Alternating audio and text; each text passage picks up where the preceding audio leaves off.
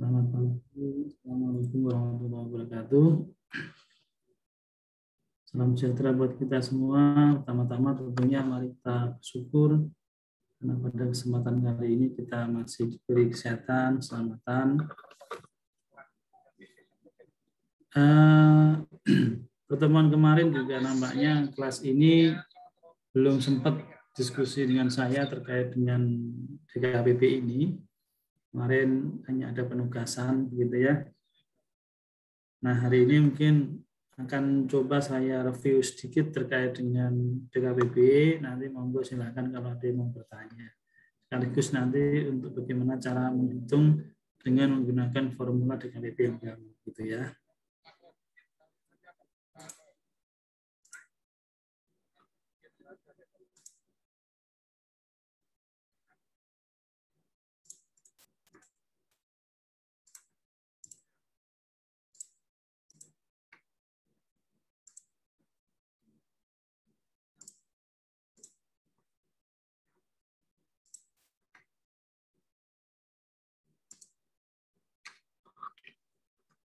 Oke teman-teman, mungkin teman-teman udah pada baca ya terkait dengan materi yang sudah saya share ke teman-teman. Jadi dalam konsep penyusunan DKPP-nya ada beberapa hal memang yang proses yang dilalui oleh teman-teman sehingga terbentuk nanti akhir namanya tabel atau kertas kerja berupa DKPP gitu ya.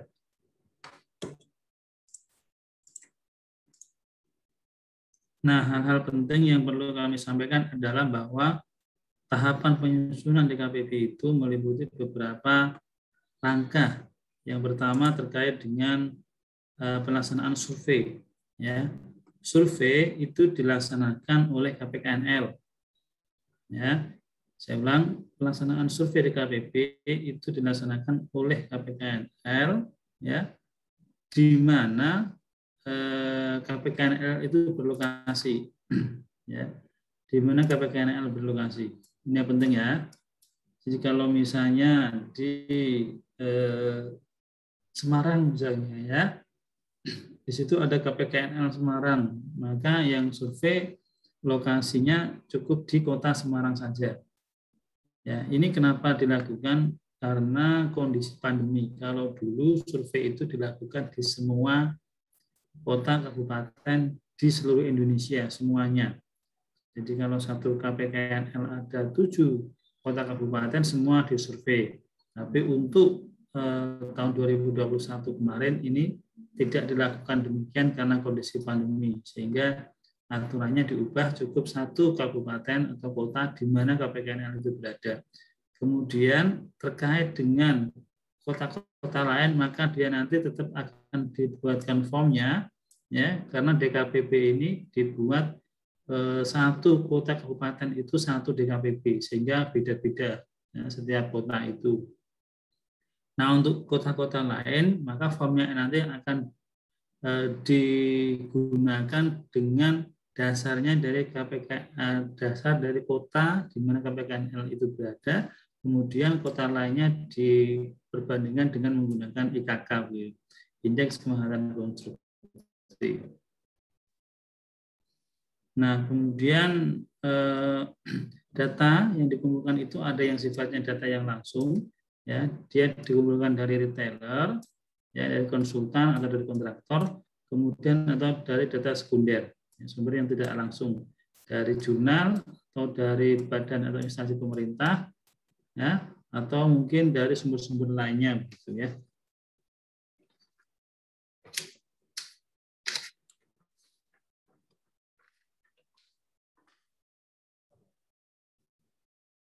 Nah, ini aturan terkait dengan konsep surveinya ya. Jadi untuk material yang mudah ditemukan, ya material yang mudah ditemukan, maka itu ada minimal 3 data. Untuk material yang jarang ditemukan itu 2 data. Contohnya apa? Kalau material yang mudah ditemukan kan di pasar tuh banyak. Misalnya besi, cat, semen itu banyak, pasti rata-rata di setiap toko bangunan ada tuh. Ya, sehingga ini biasanya cukup dia minimal 3. Tapi kalau yang terbatas itu cukup 2. Misalnya terkait dengan ijuk atau rembesan gitu ya, itu kan jarang sekali ditemukan juga begitu. Nah, ini dia minimal 2 data. Nah, kemudian ada kondisi-kondisi khusus ketika melakukan survei itu yang perlu diperhatikan. Pertama, apabila tidak ditemukan data yang dalam form survei, maka dapat diganti dengan data lain yang sejenis. Ya, data lain yang sejenis, memiliki spesifikasi atau ukuran yang serupa, kemudian diberikan keterangannya. Nah, kemudian jika tidak tersedia di toko pengecer, maka bisa dicari harga itu di distributor. Jika barang atau material itu tidak ditemukan dalam satu wilayah, ya, maka bisa diperoleh dari wilayah lain, ya, ditambah dengan ongkos kirimnya. Oke. Kemudian jika hal itu semua nggak bisa dilakukan, ya, survei nggak ditemukan, distributor juga nggak ada, wilayah lain juga nggak ada, maka solusi terakhir adalah dengan menggunakan IKK, ya, yang tadi kita bahas di awal, yaitu memperbandingkan satu kota dengan kota yang lainnya dengan menggunakan indeks kemahalan konstruksi.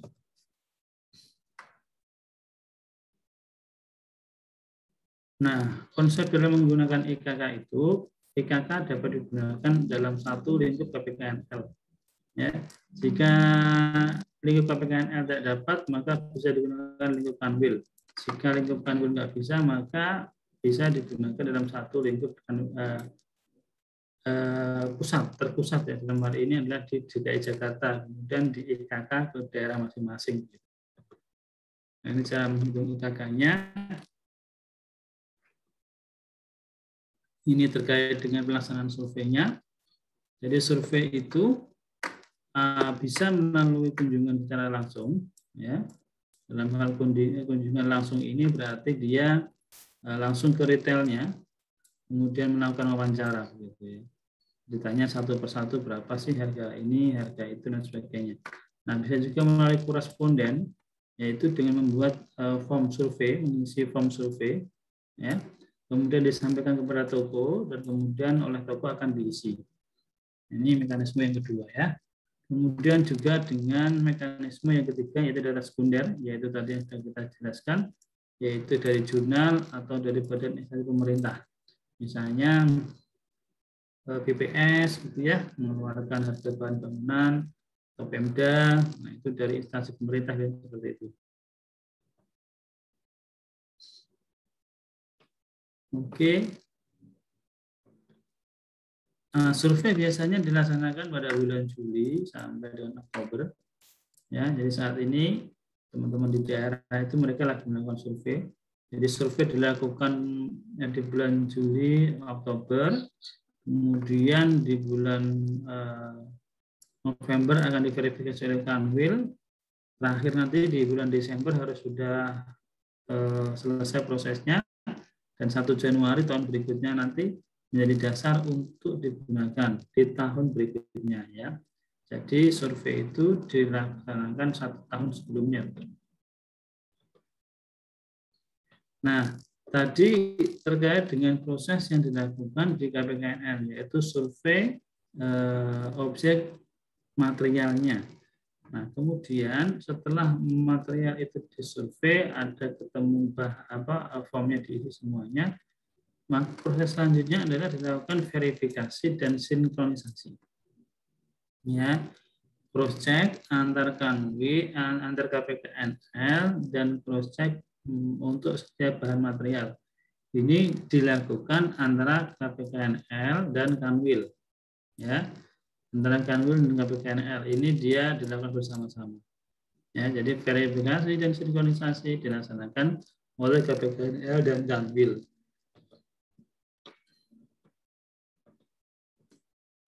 Nah, kemudian penetapannya, ini perhatikan, penetapan DKWB itu dilaksanakan atas nama, ya dibuat oleh Kepala Kanwil atas nama Dirjen. Ya, jadi siapa yang menetapkan DKPP, maka yang menetapkan DKPP adalah Kepala Kanwil atas nama Dirjen Kekayaan Negara. Oke. Nah, kemudian didokumentasikan ya dalam berkas DKPP. Kemudian paling lambat 31 Desember dia harus dilaporkan dan sudah diedarkan baik secara digital. Nah, sekarang masih secara digital ya. Kalau dulu dia ada hard copy-nya begitu ya. Karena saat ini mungkin hard copy-nya tidak dicetak gitu ya, karena menjadi tidak efisien ya kalau harus mencetak sekian setebal itu gitu ya untuk form DKPP itu. Nah, sehingga untuk saat ini sementara untuk pelaporannya pakai digital saja. Nah, itu proses terkait dengan penyusunan DKPP. Sampai situ dulu. Ada yang mau ditanyakan?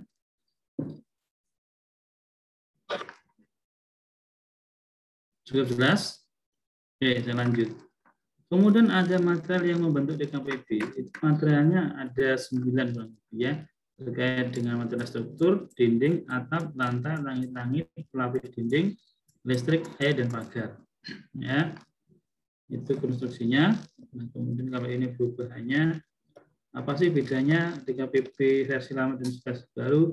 Versi baru cenderung lebih sedikit ya jumlah yang disurveinya. Kalau dulu cukup banyak, nah sekarang berkurang. Nah, kemudian yang disurvei itu hanya 106. 54 itu nanti menggunakan KPHAM. Nanti saya jelaskan apa itu KPHAM. Kemudian yang disewa hanya 3 dan data upahnya hanya 8. Dulu relatif lebih banyak gitu ya. Kemudian untuk fasilitas pagarnya ada bataku, dulu nggak ada bataku. Nah, kemudian hal yang baru juga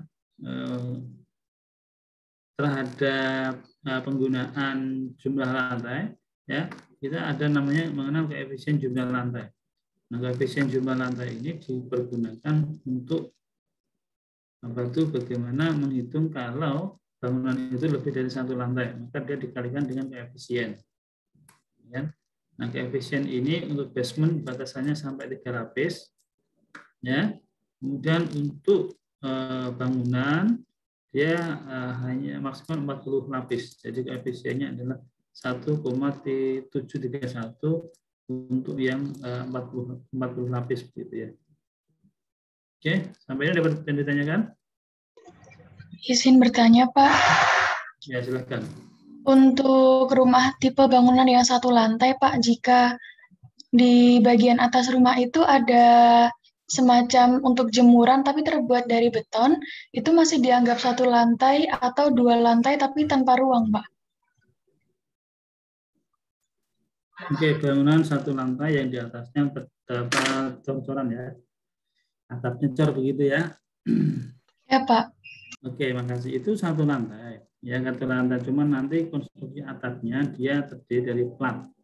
Ya, nanti di asumsi dalam penyusunan dalam penyusunan DKPP dijelaskan bagaimana kalau atapnya itu dia bukan pakai rangka atap, tapi hanya plat. Nah, nanti maka dia gentengnya nanti pakai genteng plat begitu asumsinya.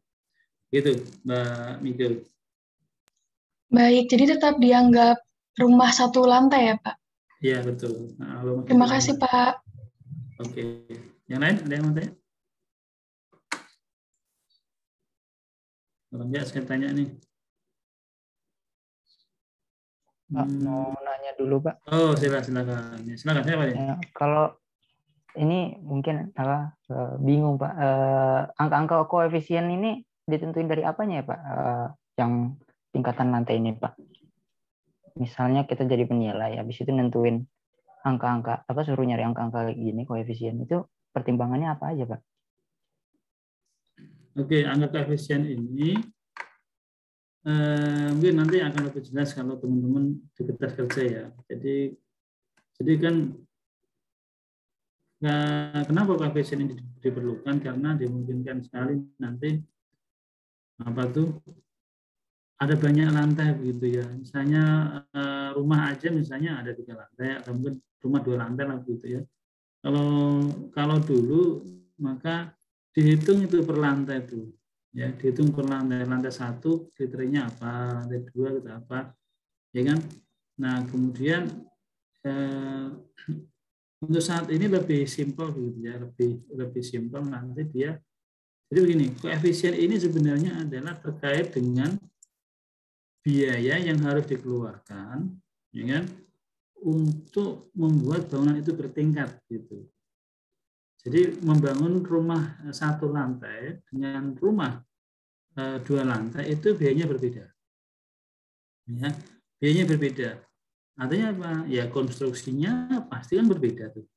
Ya, konstruksi 2 lantai dan konstruksi 4 lantai ya berbeda. Nah, perbedaan itulah kemudian ditambahkan di sini.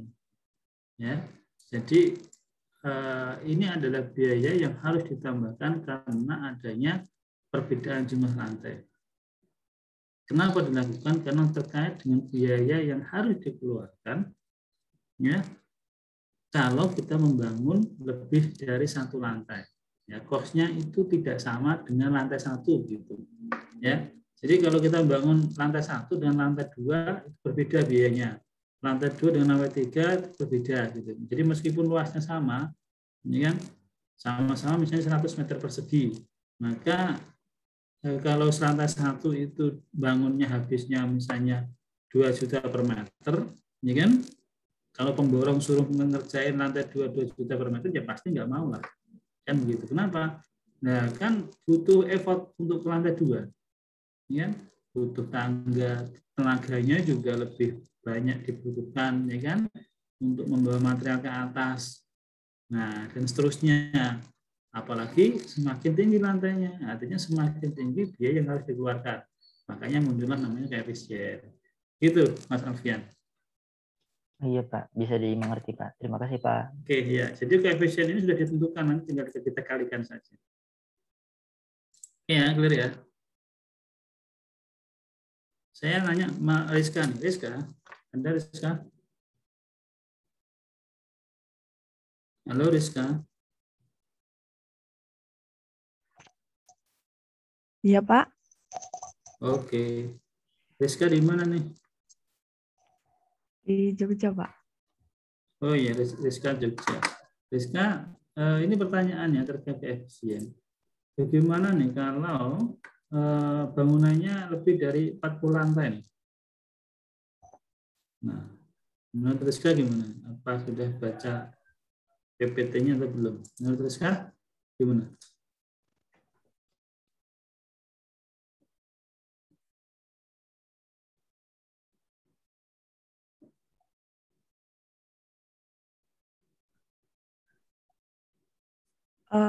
Dilakukan. Ini kan koefisiennya dibatasi nih maksimal 40 nih, 40 lantai nih, ini kan. Gimana nih kalau lantainya bangunnya ada menilai bangunan gedung kantor 45 lantai nih, ini kan. Nah, koefisiennya berapa? Nah, itu pertanyaannya.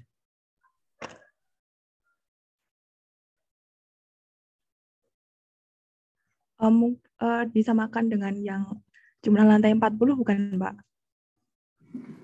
Iya, betul ya, betul sekali. Tapi Rizka jawabnya ragu-ragu. Jadi betul ya. Jadi untuk yang basement misalnya basementnya 4 lapis kah, mau 5 lapis, nanti basement disamakan dengan ini koefisiennya. Yang lebih dari 3 tetap dianggap 1,393. Demikian juga dengan jumlah lantai ya, jumlah lantai yang dia lebih dari 40, maka koefisiennya tetap kalikan 4, kalikan 1,761. Oke ya, clear ya. Saya lanjut dulu. Kemudian ada beberapa penambahan terkait koefisien ruang, ya kan? Nah, koefisien ruang ini belum ada di kategori sebelumnya.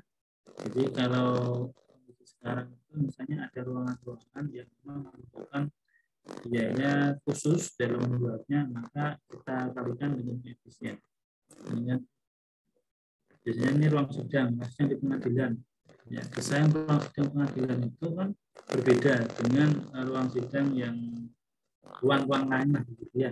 Nah ini biayanya untuk pembuatan ruang sidang itu efisiennya ada 1,4.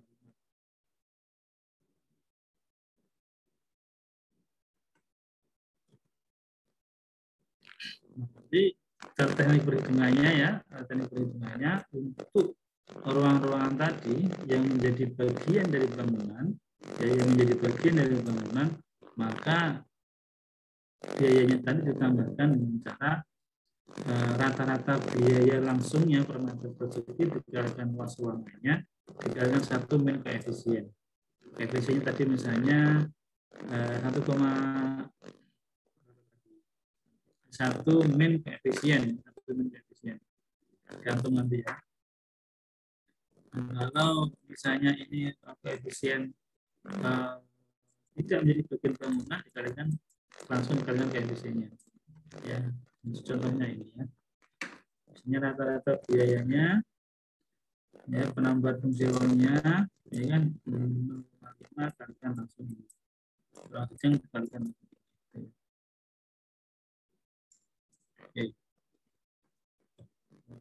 Nah ini ada hal baru teman-teman terkait namanya KPHM, koefisien pembentuk harga marginal. Yang koefisien pembentuk harga marginal ini dalam kasus-kasus tertentu yang tadi disampaikan ada kita kesulitan untuk mendapat material tertentu. Maka material ini, ya kan, karena kesulitan kita, maka bisa diganti dengan material yang lain, tapi nanti ada koefisiennya, namanya KPHM. Ya. Contohnya nih, ya, yang tadi saya sampaikan, ijuk rembesan ini sulit ya kita dapat gitu. Kalau ijuk ya, ijuk itu yang dari kayak kelapa aren gitu ya, ijuk aren gitu. Nah itu kan susahnya, dari saat ini susah. Maka fungsinya itu sebenarnya resapan. Ya, resapan untuk membuatkan septic tank gitu ya. Nah itu kalau nggak ada bisa diganti dengan batu kali. Nah cuman harganya koefisiennya kalikan ini 0,238. Batu kalinya misalnya harganya 100.000 ya, dia kalikan 0,100.000 kali 0,238. Itulah harga material untuk ijuk rembesannya gitu. Nah, itu namanya KPHM. Nah, ini kira untuk penyusunan KPHM-nya nggak usah ya.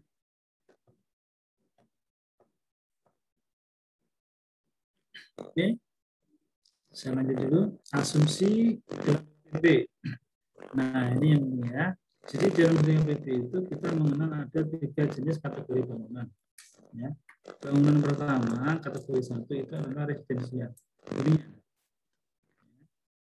Nah, dari hunian sendiri ya itu ada dibagi-bagi.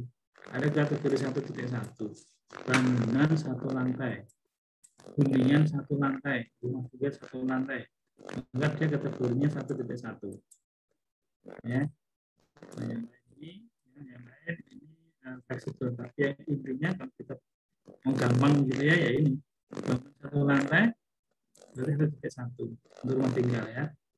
Kemudian ini berarti bangunan rumah tinggal lebih dari 1 lantai, maksimal 4 lantai. Ya. Ini 1.2 bangunan, misalnya bangunan rumah tinggal 2 lantai, 3 lantai, 4 lantai, ini 1.2. Nah kemudian yang ketiga bangunan jumlah lantai di atas 4, rumah tinggal di atas 4, misalnya kondominium, apartemen, ya. Kemudian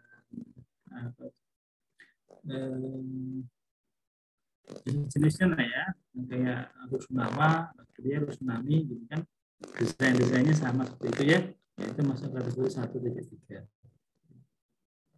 Oke. Nah kemudian kategori 2 itu bangunan untuk komersial. Bangunan komersial terdiri dari 3 juga. 1, bangunan yang memiliki jumlah lantai maksimal 6, tempat usaha dan berbentuk persegi panjang, struktur portal sederhana. Ini contohnya adalah ruko. Ya, jadi bangunan komersial kategori 2 ke 1 contohnya adalah ruko ya.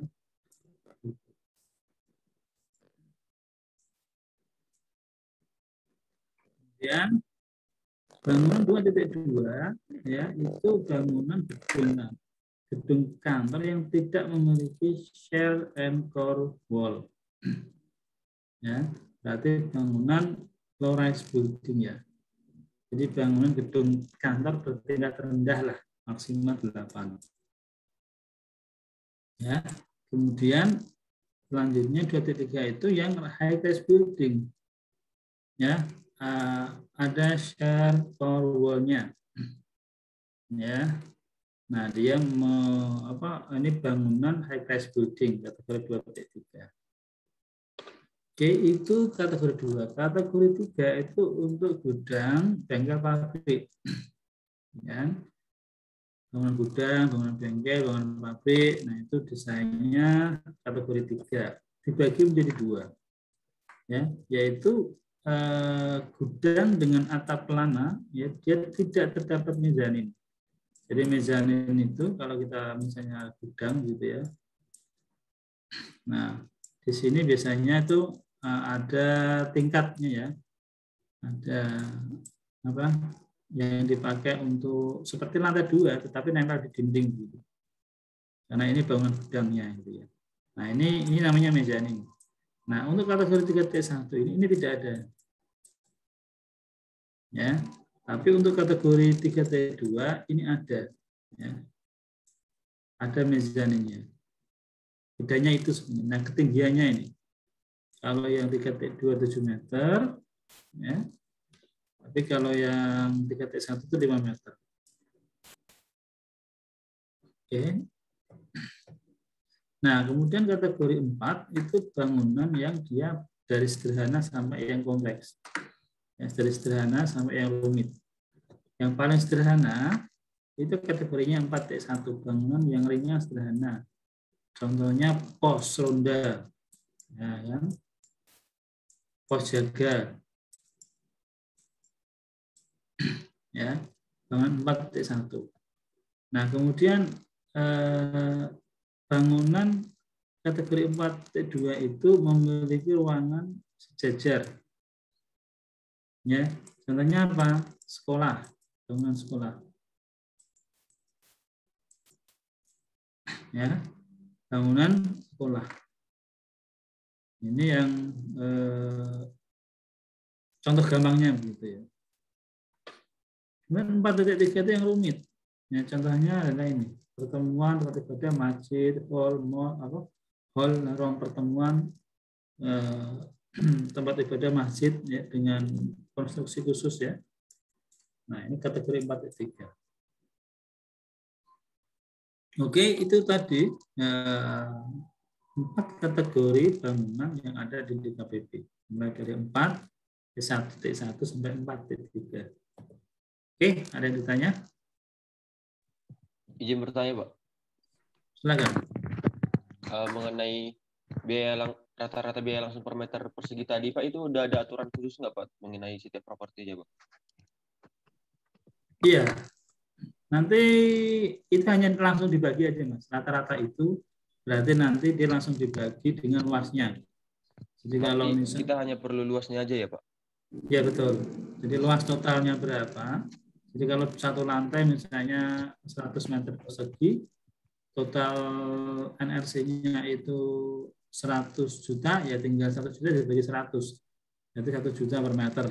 Nah, seperti itu. Rata-ratanya seperti itu. Bisa saya tanya lagi, Pak, yang lain? Ya, silakan. Mengenai misalkan, Pak, jika saat melakukan survei kita tidak menemukan peta bangunan dari bangunan tersebut, terus yang pihak yang ada yang mendiami bangunan tersebut kurang paham mengenai konstruksi dari bangunan tersebut gitu, Pak. Nah, kita apakah bisa menggunakan sistem koefisien pembentuk harga material tadi, Pak, yaitu dengan cara kita mengasumsikan bahwa pembentuk dari bangunan tersebut hampir sama dengan pembentuk bangunan pada umumnya, Pak. Apakah bisa, Pak? Ya, bisa sekali, Mas. Kan kita bisa melihat secara fisik ya. Secara fisik kan kita penilai melihat di lapangan. Oh, ini bangunan seperti ini. Ya, kita pasti tahu lah. Oh, ini biasanya materialnya biasanya ya. Kalau suatu daerah itu biasanya dia karakteristiknya sama, ya. Sama karakteristik bangunan di suatu daerah, karena masing-masing daerah itu beda-beda. Ada yang satu daerah dia biasanya dindingnya menggunakan batako, rata-rata semua batako. Jadi meskipun dia di plaster, gitu ya, kita nggak usah pakai jebol-jebol plasterannya untuk tahu ini batako atau bata merah. Gitu. Saya kira nggak perlu ya, karena itu sudah kebiasaan. Gitu. Ada daerah ya, dia pakai batu merah rata-rata semua. Gitu. Kalau nggak pakai batu merah kurang afdol misalnya kan. Ya, ada yang daerah seperti itu. Sehingga saya kira itu bisa dilihat secara kasat mata berdasarkan analisa lingkungan saja, Mas. Itu Mas Arnold. Baik Pak, paham Pak. Terima kasih Pak. Oke, terima kasih ya. Saya lanjut dulu. Nah, ini asumsi-asumsi umum ya, asumsi-asumsi umum. Asumsinya itu bangunan itu berdiri sendiri, tidak menempel. Sehingga nanti kalau misalnya ada bangunan yang menempel, maka dia harus dilakukan penyesuaian. Bangunan terletak di atas tanah yang keras. Kalau dia nanti di atas tanah yang lembek, miring, berarti harus disesuaikan. Ya, seperti itu ya. Nah, ini ada beberapa asumsi terkait dengan strukturnya ya. Untuk struktur bawah, ya, nanti yang dihitung adalah luas lantai itu, untuk menghitung struktur bawah adalah jumlah keseluruhan luas bangunan. Ya, jadi kalau bangunan itu 10 lantai, masing-masing 100, maka luas lantai struktur bawahnya berarti 100 kali 10, 1000 gitu. Jadi jumlah ya, penjumlahan ada akumulasi. Nah, ini yang tadi asumsi struktur bawah ya. Penyesuaian yang dilakukan apabila di luar kondisi normalnya. Kalau tanah lembek, di adjustment 135. Payu ya, struktur payu dia di adjustment 75%. Ya, maksudnya hanya dipakai 75%-nya. Ya. Kemudian ini seharusnya asumsinya adalah bangunan 2 lantai. Namun kalau fakta di lapangan ternyata bangunannya hanya 1 lantai, maka dilakukan koefisien adjustment terkait dengan struktur bawahnya. Ya, misalnya ini 2T1 itu kan ruko ya. Ruko itu idealnya 2 lantai. Tapi ada ruko cuma 1 lantai misalnya. Nah, ada dilakukan adjustment 65%. Ya, seperti itu. Nah, struktur rangka sama ya, untuk luasnya diperhitungkan adalah luas bangunannya nanti ya. Nah, struktur rangka sama ya, penyesuaian untuk yang dia 1 lantai yang seharusnya lebih dari 1 lantai. Adjustment-nya seperti ini. Nah, ini struktur atap.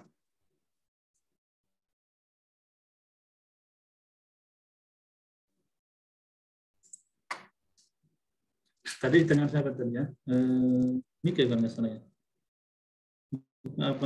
Siapa tadi? Untuk lantai bangunan yang ditutup oleh lantai atasnya, maka dinyatakan tidak memiliki rangka atap. Ini terkait dengan struktur atapnya dulu, ya, dengan struktur atapnya dulu. Nanti tinggal tergantung ada atapnya apa tidak kan gitu. Nah, kemudian komponen material. Nah, komponen material ada 4, ya. Ada kemungkinan material dinding. Nah, asumsi yang perlu saya sampaikan, poin ini aja ya. Tebal dinding, asumsinya itu ada 15 cm. Oke, ingat-ingat ya, asumsi tebal dinding 15 cm. Kalau lebih dari 15 cm dilakukan adjustment. Tinggi dinding, ya tinggi dinding, itu 3,5 meter standarnya. Untuk 1, 2, 4, bangunan kategori 1, 2, 4. Kalau yang tadi jelas ya, ada 5, ada 7. Ya. Itu asumsi terkait dengan dinding. Ya. Kemudian kalau pelapis dinding saya kira oke, lantai ya. Oke, lantai, langit-langit. Asumsi langit-langit itu datar, tidak memiliki perbedaan ketinggian. Ya. Nah, penutup atap. Nah, ini. Bangunan yang memiliki atap datar adalah plat atap. Jadi yang ditanyakan tadi. Ya, dia penutup atapnya dan dipakai plat. Ya. Karena dia tidak ada rangkanya, tidak ada rangka atap. Ya, jadi struktur atap langsung ditutup plat. Oke. Nah, ini kemiringan bangunan rata-rata adalah 20-35%. Kecuali yang 4.3 dia 45%. Ini biasanya sering ya, sering keluar di ujian biasanya. Perhatiin ya. Ya. Nah, rata-rata pada ketipu nih terkait dengan poin D dan E ini. Oke, saya kira untuk instalasi listrik, instalasi air, ya untuk perkerasan, nah ini asumsinya. Asumsi perkerasannya, perkerasan tidak memerlukan rekayasa tanah asli. Ya, asumsinya tanahnya sudah tinggal langsung dikasih perkerasan, bukan tanah lembek dan sebagainya. Ya. Kemudian pagar pun demikian, tidak memerlukan rekayasa tanah asli. Ya. Dan konstruksi tanah tempat pagar di bawah ada rata, tidak bergelombang atau miring. Nah, ini saya keluar nih. Ya. Konstruksi pagar dibangun adalah rata, tidak bergelombang atau miring. Ini asumsi yang dibangun. Jadi kalau ternyata fakta di lapangan pagarnya itu miring atau bergelombang, itu berarti butuh penyesuaian ya. Artinya butuh biaya yang lebih banyak gitu. Kemudian ada biaya tidak langsung dari masing-masing kategori tadi ya. Ada biaya tidak langsung dari masing-masing kategori. Izin bertanya, Pak. Iya, silakan. Siapa nih? Binsar, Pak. Oke, silakan. Tadi Bapak menyebutkan bahwa jika bangunan yang kita nilai itu berbeda dari asumsi, maka kita lakukan penyesuaian. Ya, nah, betul. jadi pertanyaan saya, Pak, ini kan ada banyak sekali asumsi.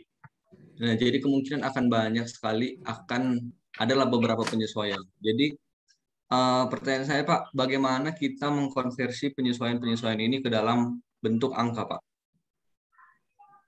Oke, makasih. Asumsi dan penyesuaian. Sebenarnya tadi sudah ada beberapa yang kita diskusikan terkait dengan penyesuaian. Ya, pertama ini tadi. Nah, yang tadi ya, struktur rangka ini juga ini asumsinya. Asumsinya seperti ini. Asumsinya tadi sudah ada, kemudian faktanya kalau seperti ini maka dilakukan adjustment. Nah, kan penyesuaian. Ini bagian dari penyesuaian yang tadi kita bahas ini. Ya, termasuk ini. Ini penyesuaian terkait struktur bawahnya sudah ditentukan. Oke. Nah, kemudian tadi juga nanti ada di bagian belakang juga ada beberapa penyesuaian juga ya yang sudah ditentukan. Nah, terkait dengan yang tidak ditentukan itu nanti pakai feeling penilai.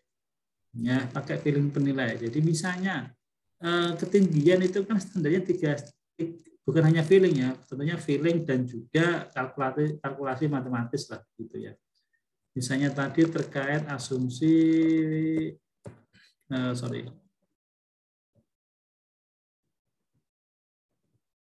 Nih. Terkait dinding. Mana dinding tadi?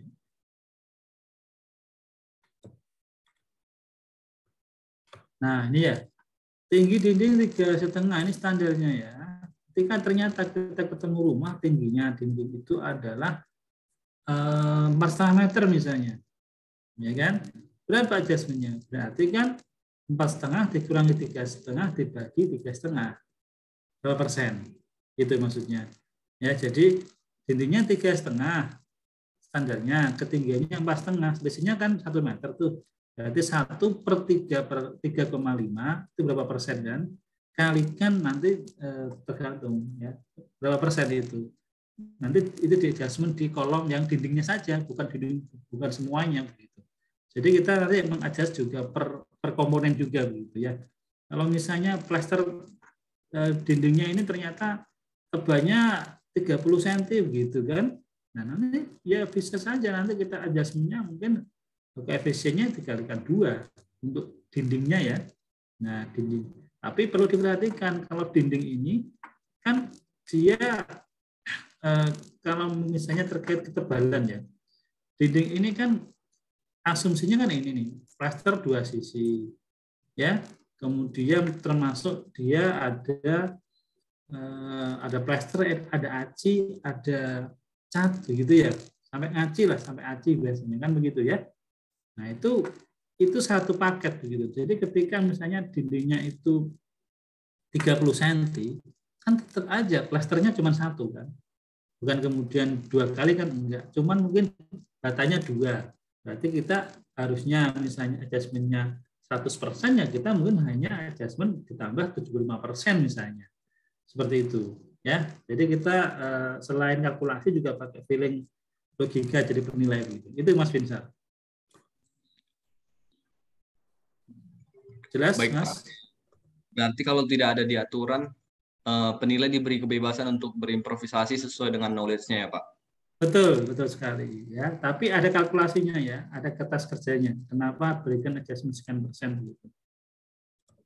Oke. Baik, Pak. Terima kasih, Pak. Saya lanjutkan dulu ya. Ini terkait biaya tidak langsung. Tadi koefisien juga sudah. Kemudian ini terkait dengan tadi couple, ya kan? Asumsi dinding tadi kan dinding itu bangunannya asumsinya adalah terpisah. Satu bangunan berdiri sendiri tunggal gitu ya. Nah, ketika ada satu dinding dia berdempetan, maka ini namanya bangunan couple. Maka akan dilakukan adjustment. Nah, ini termasuk yang ditanyakan Mas Binsar. Ini adjustment yang sudah ditentukan nih. Jadi kalau kategorinya dia bangunan satu couple, adjustment-nya itu antara min 5 sampai min 12%. Kategori 2 antara min 12 sampai min 16, seperti itu. Demikian juga kalau ada 2 couple itu berarti 2 sisi yang berdempetan gitu ya. Dan di sini juga termasuk ada ornamen bangunan. Dan misalnya untuk ornamen bagian muka bangunan misalnya ya, dia ada ditambahin variasi-variasi dari material, misalnya komposit panel misalnya. Nah, itu ada ini adjustment-nya. Ya, ini sudah ditentukan. Kalau nggak ada ya berarti nanti tadi ya justifikasi penilai dengan kalkulasi yang bisa dipertanggungjawabkan gitu.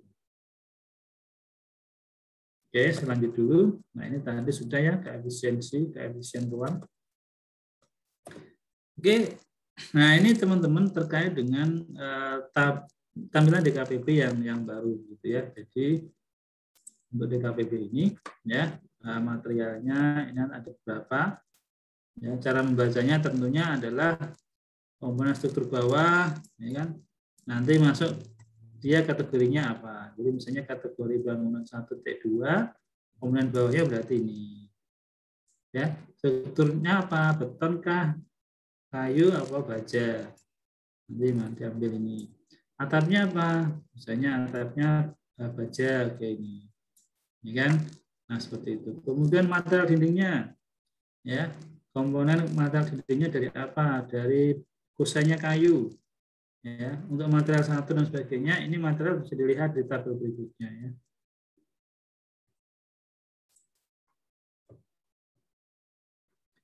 Nah, ini ya, ini posisi material. 1, 2, 3, 4, dan 5. Ya. Jadi material 1 untuk penutup atap apa saja. Ini sudah ada koefisiennya. Nah, jadi ini misalnya teman-teman penutup atapnya, nah tadi siapa tadi yang tanya terkait dengan plat tadi ya, dinding bangunan satu lantai di atasnya cor-coran tidak ada rangka atapnya begitu ya. Itu nanti konsepnya pakai ini ya, beton konvensional atau non konvensional. Ya. Jadi kalau beton konvensional itu beton cor-coran yang dibuat secara manual. Itu namanya konvensional. Apa itu namanya? Pakai diaduk manual, molen. Ya, atau tangan ke tangan. Tapi kalau non konvensional itu dia pakai tenaga mesin yang molen yang otomatis begitu. Yang pakai molen mobil itu ya. Nah, itu kan biasanya untuk yang 2 lantai, ya, lantai 2, lantai 3 dan sebagainya itu. Kalau di kota-kota besar kan lebih efisien kalau dia pakai molen ya. Kalau yang beton konvensional ini biasanya masih tradisional. Nah, ini nanti pakainya ini begitu ya. Tadi yang tanya ya. Nah, nanti disesuaikan koefisiennya. Dia ikutnya material 2, tetapi nanti ada adjustment-nya. Demikian juga misalnya untuk langit-langit. Langit-langit ini apa? Standarnya Gibson. Ya. Tapi kalau dia di bawah Gibson ya adjustment-nya berarti 0, sekian. Demikian juga dengan pagar. Kan? Pagar misalnya, pagarnya apa? Bata, tingginya berapa meter? Ada koefisiennya.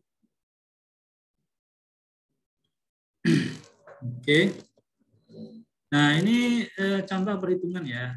Sekilas saya sampaikan contoh perhitungan sebuah gedung 6 lantai, ya, gedung kantor pemerintah 6 lantai dengan 2 lapis basement. Luas bangunannya 1792. Nah, ini berarti luas total ya. Luas totalnya. Kemudian luas basementnya 446. Luas atapnya 224. Jadi ini bangunan, ya kan? Ininya adalah 224 sebenarnya. Ya. Luas dasarnya 224. Ya. Luas atapnya 224 berarti seperti ini. Posisinya 224. Basementnya ada 2, ya kan? Berarti 2 kali 224 berarti 448 gitu ya. Lainnya ini adalah 6 lantai. Ya, 6 lantai. Totalnya 179. Jadi 179 ini totalnya ya. Kemudian dibangun tahun 2010, belum pernah dilakukan renovasi. Ya, ada selasar luar atau teras dengan luas 25 serta ruang sidangnya 100. Gitu, ya. Ruang sidangnya 100 meter persegi. Penerimaan tahun 2020.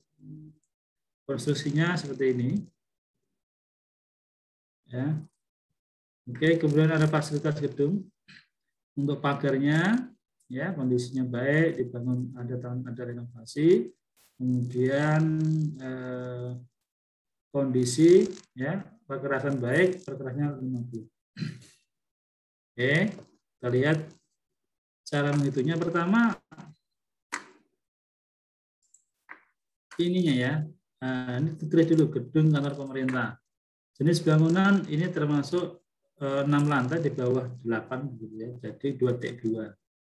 Lokasinya mana? Kondisi. Nah, kondisi ini nanti terkait dengan penyusutan. Ya. Terkait dengan penyusutan kondisi ini. Kemudian jumlah lantai 8, tinggi lantai masing-masing 3,5 meter.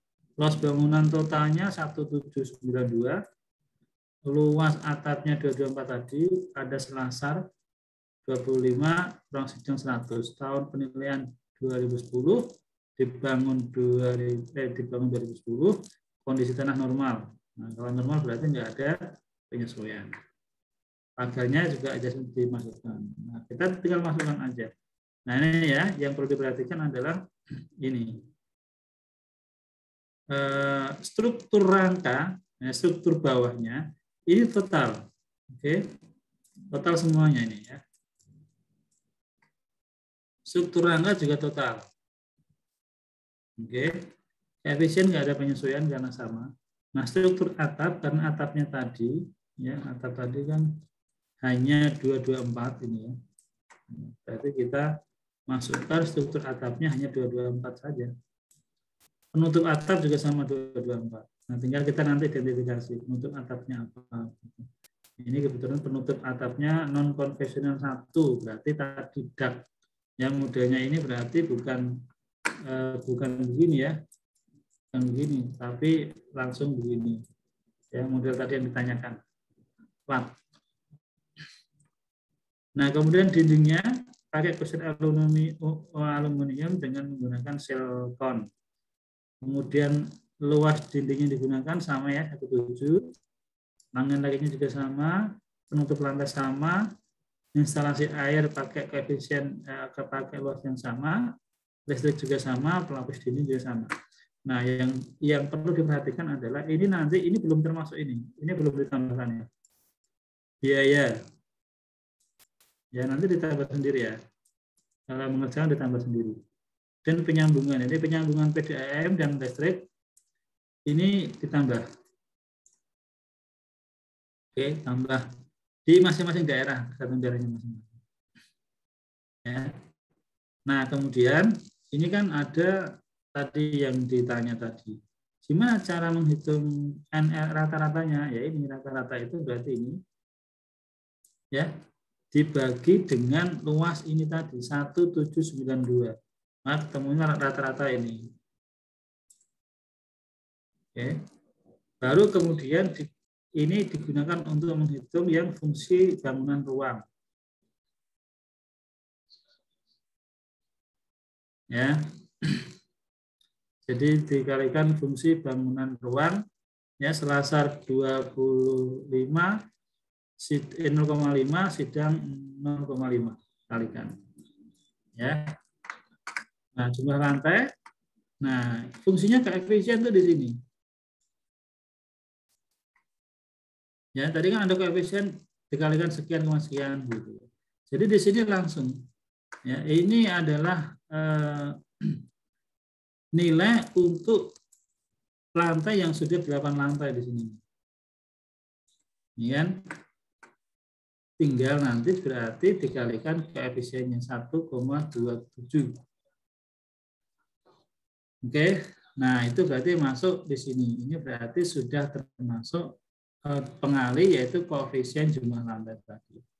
Kalau dulu itu masing-masing lantai dikalikan masing-masing. Jadi panjang. Jadi kalau 20 lantai, 20 kertas kerja begitu. Ya, cukup panjang juga kertas kerjanya ya. Oke, nah kemudian ditambah dengan biaya tidak langsung. Oke. Nah, ketemu ini kemudian dikurangi penyusutan.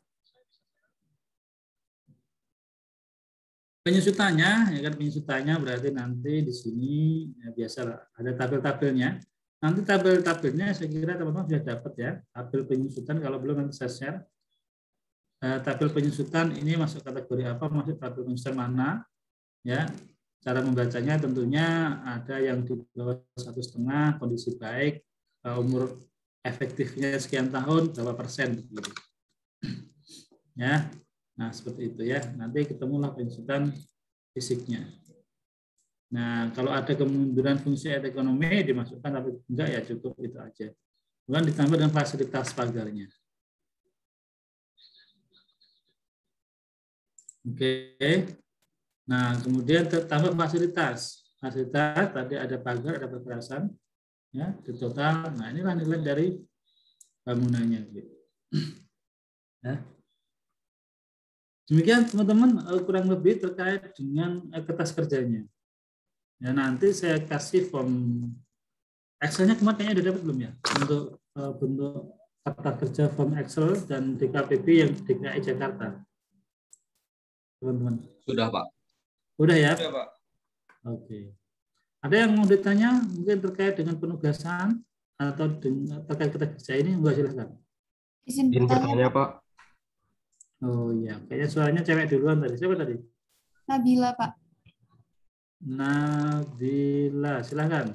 Tadi kan yang ditanya Mika itu kalau misalnya cor-corannya tuh nggak ada bangunannya kan, Pak. Nah, kalau misalkan ada rumah yang kayak 1,5 lantai gitu, berarti ikutnya koefisien 1 atau 2 lantai, Pak?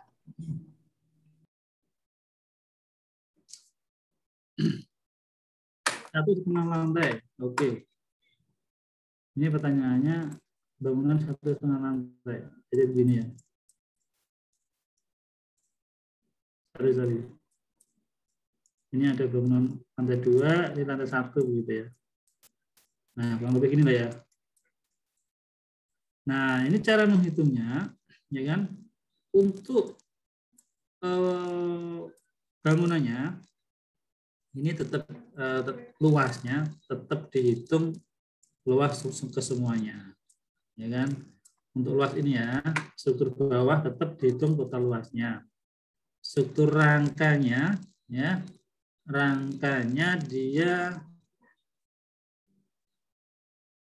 sama, dihitung semuanya. Nah, cuman bedanya nanti di struktur atap. Ya, struktur atap ini nanti dia struktur atapnya berarti cuman ini doang.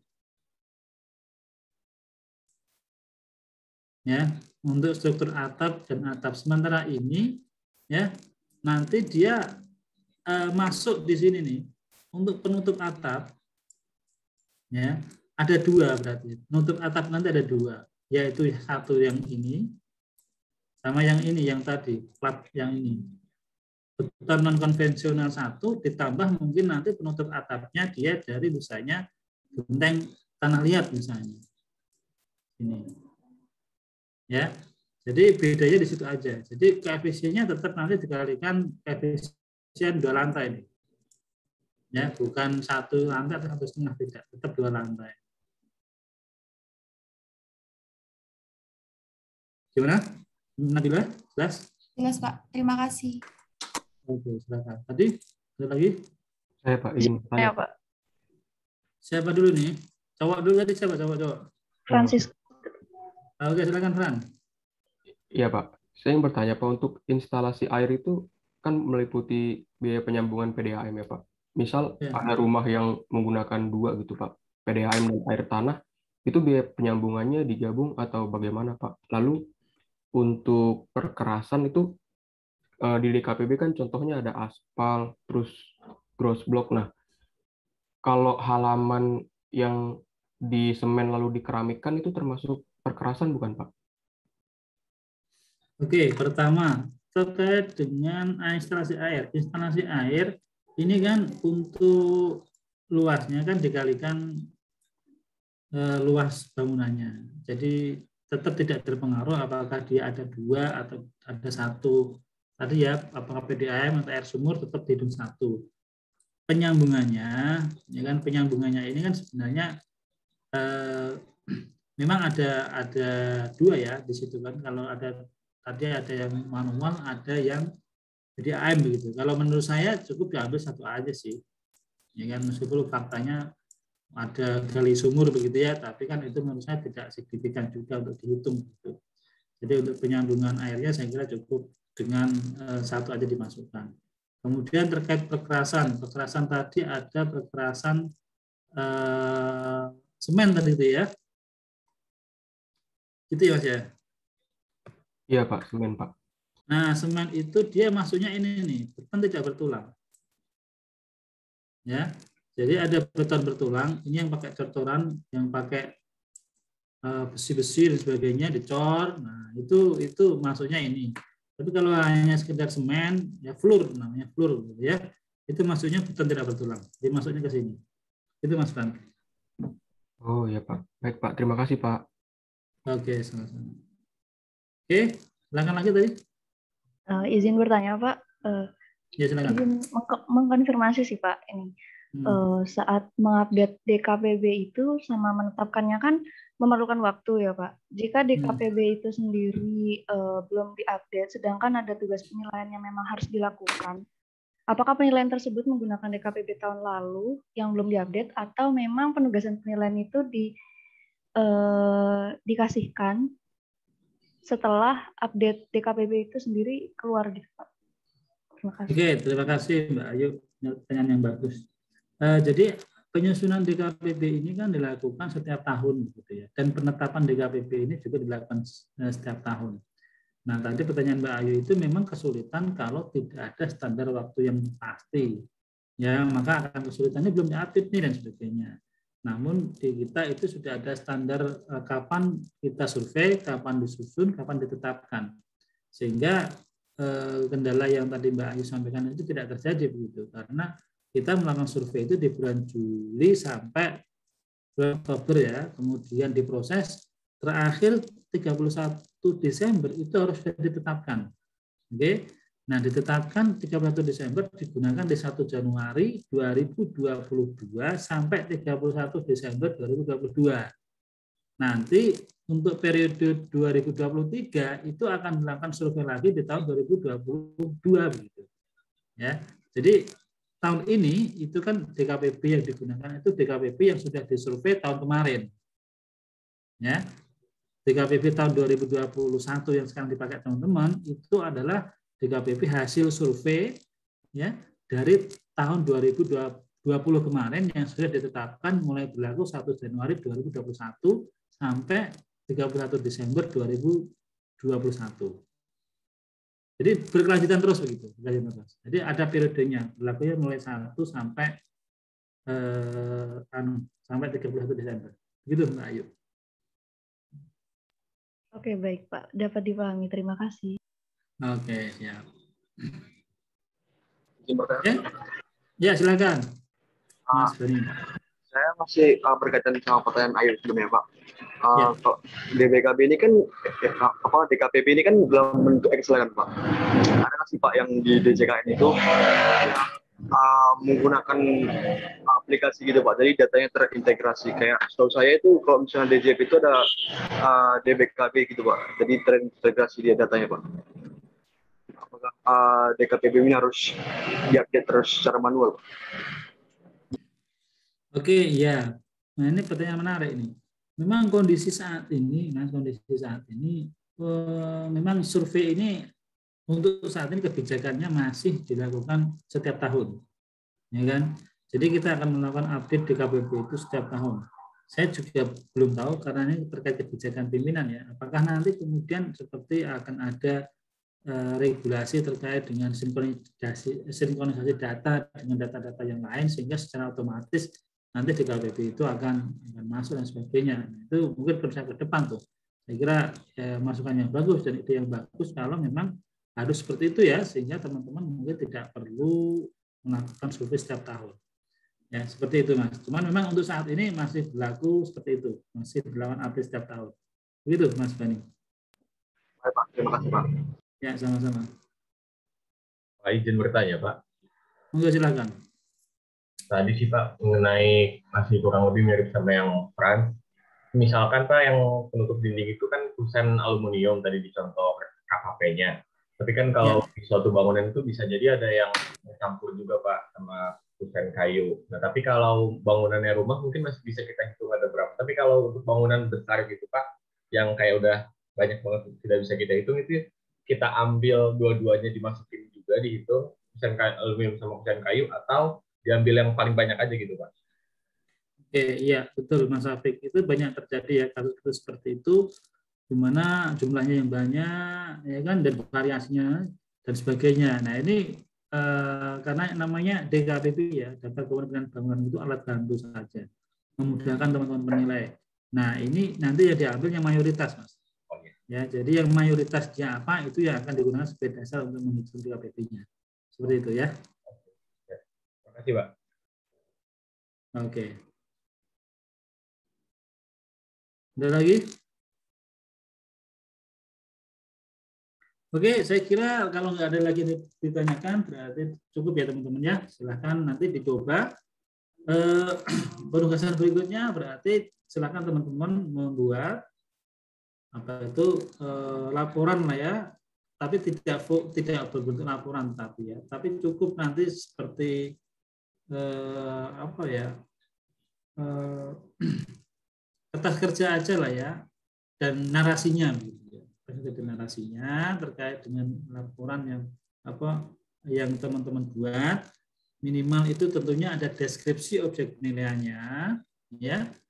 Deskripsi objek penilaiannya ya tentunya alamat ya kan, spesifikasi bangunan, lokasinya di mana ya kan, kemudian kertas kerjanya ya, sehingga akan muncul nilai dari tanah objek yang saya nilai nilai bangunan yang saya nilai adalah sebesar sekian gitu ya.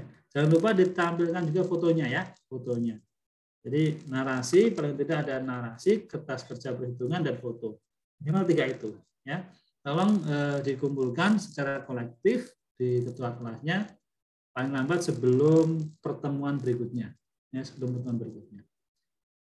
Demikian teman-teman yang bisa saya sampaikan pada kesempatan kali ini. Terima kasih sekali atas perhatiannya dan insya Allah kita akan ketemu lagi pada sesi berikutnya.